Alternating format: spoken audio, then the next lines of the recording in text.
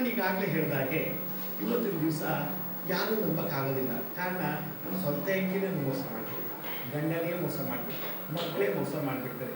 ತುಂಬ ಸ್ನೇಹಿತರು ಅಂತ ನಾವು ಹಚ್ಕೊಂಡ್ಬಿಟ್ಟಿರ್ತೀವಿ, ಆ ಸ್ನೇಹಿತರೇ ನಮಗೆ ಮೋಸ ಮಾಡಿಬಿಡ್ತಾರೆ. ಇಲ್ಲಿ ಬರೋದು ಏನಪ್ಪ ಅಂದರೆ ಹಣ.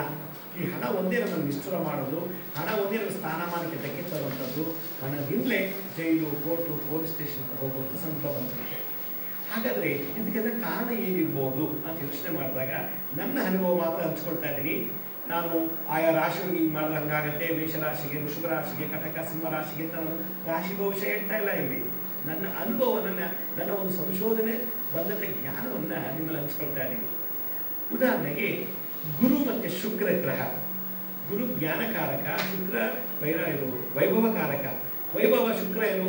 ಶುಕ್ರ ಕಾರು, ಬಂಗ್ಲೆ, ಮನೆ, ವಜ್ರ, ವೈಢೂರ್ಯ, ವಸ್ತ್ರ, ಪ್ಯಾಂಟು, ಶರ್ಟು, ಶೂಸು, ಒಳ್ಳೆ ಬಂಗ್ಲೆ ಅಂತೆ, ಸ್ಕೂಟ್ರು, ಕಾರು, ಮೈ ತುಂಬ ಚಿನ್ನ, ಮನೆ ತುಂಬ ದುಡ್ಡು, ಹಾಡು ಕಾಡು, ಇದೆಲ್ಲ ವೈಭವ.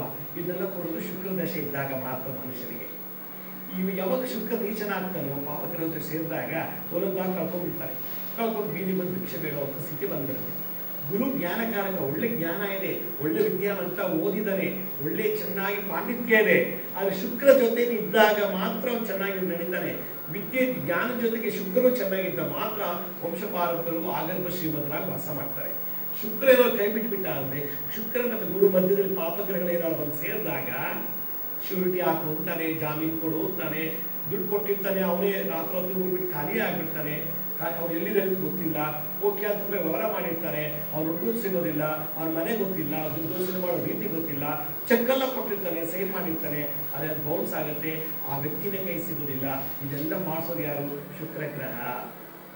ಆದ್ರಿಂದ ಈ ವ್ಯವಹಾರ ಅಂದಾಗ, ಹಣದ ವ್ಯವಹಾರ ಬಂದಾಗ ನಾವು ವಿತ್ತೇಶ್ವರನ್ನ ಪೂಜೆ ಮಾಡಿದಾಗ ಆ ರೀತಿ ಆಗುವಂಥ ಸಂಭವಗಳು ಶುಕ್ರನಿಂದ ಹಣದ ಕೊರತೆ, ಹಣದಿಂದಲೇ ಸ್ಥಾನಮಾನ ಹಾನಿ, ಹಣದಿಂದಲೇ ಅಗೌರವ, ಹಣದಿಂದಲೇ ಕೋರ್ಟು, ಪೊಲೀಸ್ ಸ್ಟೇಷನ್, ಕಚೇರಿಗೆ ಹೋಗುವಂಥ ಸಂದರ್ಭವನ್ನ ಈ ಗುರು ಮತ್ತು ಶುಕ್ರ ಕಾಪಾಡ್ತಾರಂತೆ. ಯಾವಾಗ ಅವರು ಉಚ್ಚನಾದಾಗ, ಆ ಗುರು ಮತ್ತು ಶುಕ್ರನಿಗೆ ಪಾಪಗ್ರಹಗಳು ಸೇರದೇ ಇದ್ದಾಗ ಚೆನ್ನಾಗಿರ್ತಾನೆ. ಗುರು ಮತ್ತು ಶುಕ್ರ ಜೊತೆಗೆ ಪಾಪಗಳು ಸೇರ್ಕೊಂಡ್ಬಿಟ್ಟಾಗ ಅವನು ಎಲ್ಲಾ ತರ ಈ ತರ ಆಟ ಆಡಿಸ್ತಾನೆ. ಸೈನ್ ಹಾಕು, ಶ್ಯೂರಿಟಿ ಕೊಡು, ಅವನಿಗೆ ಅವನ ಆಸ್ತಿಗೆ ಸೆಕ್ಯೂರಿಟಿಗೆ ಹಾಕು, ಒಂದು ಸಿಗ್ನೇಚರ್ ಹಾಕು, ಒಂದು ಬಾಂಡ್ ಬರ್ಕೊಡು, ಅವನಿಗೆ ಒಂದು ಮಾತಲ್ಲಿ ಅವ್ನ ವಿಶ್ವಾಸ ಕೋಟ್ಯಾಂತರ ರೂಪಾಯಿ ಸಾಲ ಕೊಡಿಸು ಅಂತ ಮತಿ ಕೊಟ್ಟು ನಿಮಗೆ ಬೀಳ್ತಾನೆ ಇರ್ತಾರೆ. ಆದ್ರಿಂದ ಈ ತರ ಸೂಚನೆಗಳು ಈ ವರ್ಷ ಎಷ್ಟೋ ಜನಕ್ಕೆ ಆಗುತ್ತೆ. ನಮ್ಮನ್ನು ನಾವು ಜಯಿಸಕ್ಕಾಗದವರು ವಾತಾವರಣ ಜಯಿಸಕ್ಕೆ ಸಾಧ್ಯ ಇಲ್ಲ. ಯಾಕೆಂದರೆ ವಾತಾವರಣ ಕಂಟ್ರೋಲ್ ಮಾಡೋದೇ ಈ ಪ್ರಕೃತಿ ಪಂಚಭೂತಗಳು. ಆದ್ದರಿಂದ ಅಂಥವ್ರಿಗೆ ನಾನೊಂದು ವಿಶೇಷವಾದಂಥ ಒಂದು ಯಂತ್ರವನ್ನು ನಾನು ತೋರಿಸೋಕ್ಕೆ ಇಷ್ಟಪಡ್ತೀನಿ. ನೋಡಿ, ಇದು 3 ವರ್ಟಿಕಲ್ಸು 3 ಹಾರಿಜಾಂಟಲ್ ಆಗಿರುವಂಥ ಒಂದು ವಿಶೇಷವಾದಂಥ ಯಂತ್ರ. ಇದಕ್ಕೆ ಯಂತ್ರ ಅಂತ. ಇದಕ್ಕೆ ಯಂತ್ರ ಅಂದರೆ ಭೂಮಿಯಲ್ಲಿ ಇರ್ತಕ್ಕಂಥ ಪಂಚಭೂತಗಳಿರ್ತಕ್ಕಂಥ ಎಲ್ಲ ಶಕ್ತಿಗಳನ್ನು ಆಚರಣೆ ಮಾಡುವಂಥ ನ್ಯೂಮರಾಲಜಿ ಇದು. ಈ ಒಂದು ಯಂತ್ರವನ್ನು ನಾವು ದಿನನಿತ್ಯ ಪೂಜೆ ಮಾಡೋದ್ರಿಂದ, ಯಾರಿಗೆ ಈಗಾಗಲೇ ಶ್ಯೂರಿಟಿ ಹಾಕಿದ್ದೀರೋ ಹಣಕಾಸು ವಿಷಯದಲ್ಲಿ, ಯಾರಿಗೆ ಸಾಕ್ಷಿ ಕೊಟ್ಟಿದ್ದೀರೋ, ಯಾರಿಗೆ ನಿಮ್ಮ ಮುಖಾಂತರ ವಿಶ್ವಾಸದ ಮೇಲೆ ಒಂದು ಪ್ರೀತಿಯ ಆಧಾರದ ಮೇಲೆ ಸಾಲ ಕೊಡಿಸ್ಬಿಟ್ಟು ನೀವೇ ಕಟ್ತಿದ್ರೆ, ಇಂಟ್ರೆಸ್ಟ್ ಕಟ್ತಿದ್ರೆ, ನೀವೇ ಸಾಲಗಾರ ಆಗಿದ್ದಿದ್ರೆ, ಅಂಥವ್ರು ಯಂತ್ರ ಪೂಜೆ ಮಾಡೋದ್ರಿಂದ ನೀವು ಯಾರು ದುಡ್ಡು ಕೊಡಿಸಿದ್ರಲ್ಲ ಅವ್ರು ಎಲ್ಲೇ ಇದ್ರು ಕೂಡ ಬಂದು ವಾಪಸ್ ದುಡ್ಡು ಕೊಡೋಂಗೆ ಮಾಡುತ್ತೆ ಈ ಒಂದು ಯಂತ್ರ.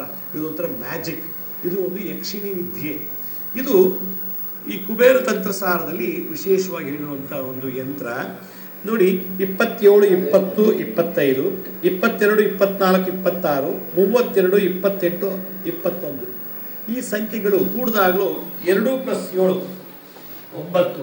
9 ಅಂದರೆ ಮಂಗಳ ಗ್ರಹ, 2 ಚಂದ್ರಗ್ರಹ, 2 + 5 7, 7 ಅಂದ ತಕ್ಷಣ ಕೇತು ಗ್ರಹ.